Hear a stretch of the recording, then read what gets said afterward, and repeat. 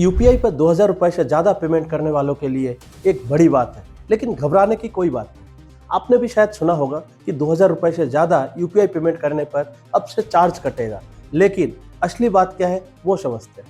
देखिए, सरकार की तरफ से अब तक जो तस्वीर साफ की गई है, उसके हिसाब से यदि भविष्य में एमडीआर यानी कि मर्चेंट डिस्काउंट रेट यदि लागू कर दिया गया, लेकिन इसका मतलब ये नहीं कि सभी ग्राहकों पर वो 2000 रुपए से ज़्यादा पेमेंट करने पर सभी ग्राहकों के लिए पेमेंट पर चार्ज कटेगा। अब एक वर्ड आया है एमडीआर। एमडीआर का मतलब है मर्चेंट डिस्काउंट रेट। अब देखिए, एमडीआर होता क्या है? एमडीआर एक ऐसा चार्ज है जो व्यापारी और पेमेंट सिस्टम के बीच होता है।